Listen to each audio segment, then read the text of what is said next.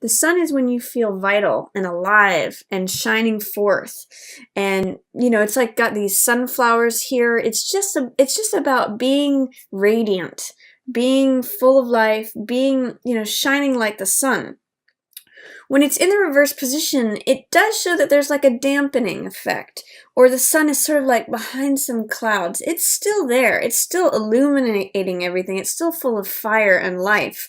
But in the reverse position, it's saying that you might be feeling not your normal, radiant, sort of fiery self, Aries. You might be feeling like it's a sort of overcast. I'm kind of getting like an overcast day at the beginning of November, and I think it's related to not being able to get clear on what your dreams and what your visions are, because it is right next to this Three of Wands card, which is the visionary. So Three of Wands is about dreaming. It's about dreaming what you want to create. 3 is an inherently creative number, so it's sort of like looking out on this barren field and saying, what do I want to create? What kind of life do I want for myself? What do I want my empire to look like? What are my dreams, my visions, my goals? All of that. That's what Three of Wands is about. So with this in the reverse position, it's telling me you might have you might be having some inability to access what are my dreams? What are my visions? What are my passions for the future, or where I want to go, or what I want to build? And I think it's kind of bumming you out, Aries. Like it's saying, I don't feel like my normal fiery self because I'm having a hard time getting clear on where I want to go and what I want to do. And it's making you feel like it's not your normal, full, vibrant, fiery, passionate, radiant self, Aries. So I'm going to say if you spend some time with Three of Wands energy, you might want to look that up.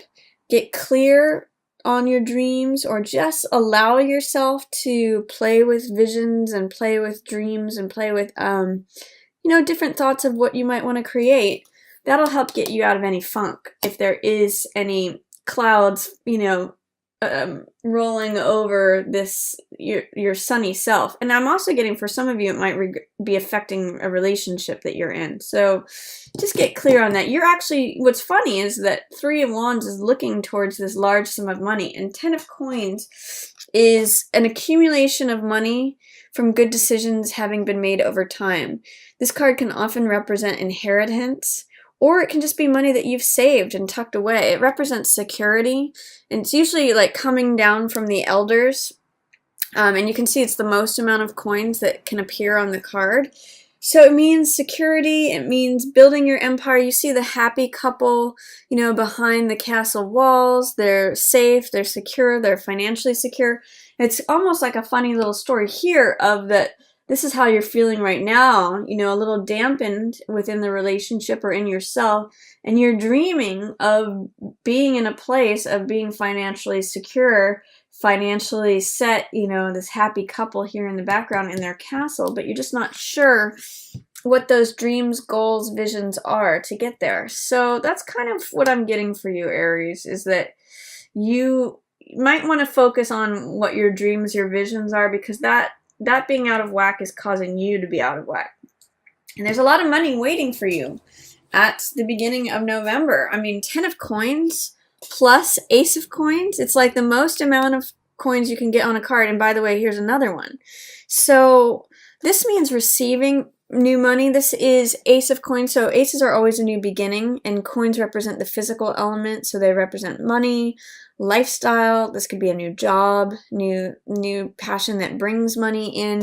And you can see it opens the gate for this new garden, kind of like what maybe Three of Wands has been dreaming of or thinking of creating. And it's like this new life. You get to walk through this gate. So when this Ace of Coins energy comes, be in a receptive place. Be in a place of I'm ready to have financial security and stability. I'm ready to receive this new money, this new job. I'm going to put myself in a place to receive that. I'm going to put myself in a place to be open to that. So that's good stuff happening at the beginning of November for you, Aries. You might just need to do some work on clarifying what your dreams, what your creative visions are, what your goals and what you'd like to create, because like I said, that might be bumming you out. And then towards the middle of the month, interesting themes here with the home and with this is 9 of coins, which means it's kind of related to this card, 10 of coins, but 9 of coins is usually money that you have earned yourself, and through self-discipline you have like tucked it away and saved it, or this is sort of like putting yourself in a nice position through hard work, through effort. This card's more about receiving money from others, or, you know, money received from good decisions, good investments. This one's about self-discipline, working hard, tucking that money away. You can see she's sort of sitting pretty. She's got a golden necklace. She's got this turban. She's got this falcon on her arm, which represents, you know, sort of royal sport. She's eating grapes, draped in purple robes. So she's like, I call this card luxury often. However, and it's usually at the work of your own hands that you get yourself here, Aries. However, in the reverse position, it is not experiencing luxury in the way that you would like to, or not feeling disciplined with the way that you have been approaching your money or your assets. And it may have to do with your home. I'm seeing it right here next to 4 of Wands. So this means like not being satisfied with the luxury aspect of your home, or not feeling like you are comfortable or sitting pretty. This card is very much sitting pretty, sitting in a good spot, you know, comfortable sofa, nice wine and grapes and food. Like this is sort of the lap of luxury. When this is in reverse and regarding the home, it's almost like this habits or disciplines that you've had have not been leading you to the home that you want to be in, or this is like trouble in the home. It's possible that it's regarding a relationship in the home. Both of these are in reverse. And could be like dissatisfaction with your own situation financially or in terms of assets. This may be saying like, I don't feel like I'm living in a nice enough spot. That's possible for these two cards, but be careful that you're not having fantasies and visions of wealth that aren't serving you, because it's not, she's in reverse right next to the truth in reverse. This person is not seeing the truth. So if this is you, Aries, if you are kind of being hung up on how you're not wealthy or not living in luxury, be careful with that, because it is spinning she thinks it's the truth. She's in reverse, and so is the truth. This card, Ace of Swords, is about truth.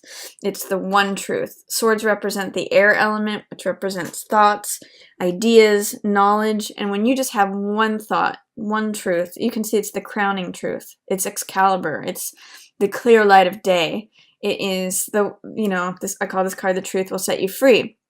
So, and this is seeing things as they actually are, being in alignment with the truth. She is, unfortunately, in reverse. Not wanting to see the truth, not wanting to acknowledge that maybe it's her habits, her disciplines that is not allowing her to have the home that she wants, or the situation that she wants, the relationship. So I'm going to raise this question for you, Aries. Is there a way in the middle of the month that you're either not satisfied with the luxuries that you have, that you're dismissing or evading a truth? You know, she's almost kind of, in a funny way, looking at this sword, but they're both in reverse. So it's sort of like saying, well, gosh, an alternate possibility is that she's saying, I've arrived at this place of wealth, but it's not satisfying. What is it that I need to see that I'm not seeing? What is this truth that's evading me? So I'm going to ask you in the middle of November, Aries, to consider, what's your relationship with money like, your home, and something about the truth that you're missing. Is there a truth that you're missing that, you know, maybe money has something to do with it? Either if it's not enough, or, I mean, I'll say it's not, if it's feeling like it's not enough, whether you have lots and it doesn't feel like enough, or you don't have much and you're looking for more, there's some truth that you're missing. And what I'm seeing here with this Page of Cups is that you may need to acknowledge that your heart, your emotional heart, your adolescent heart needs acknowledging. It's possible that this could be a water sign, so this could be a Pisces, a Scorpio, or a Cancer showing up, especially if they're a younger person or act like a younger person. That's Page energy. Or this could be you. This could be your heart and your adolescent self needing attending to. I mean, when Page of Cups shows up, this is infatuation. This is what makes our heart leap. This is something that we're passionate about, something that we're engrossed in and joyful about. And when it's Page, it's our younger self. So this is either someone that's younger around you, more than likely a water sign, and they possibly can help you, excuse me, identify what this truth is. They're looking at it too.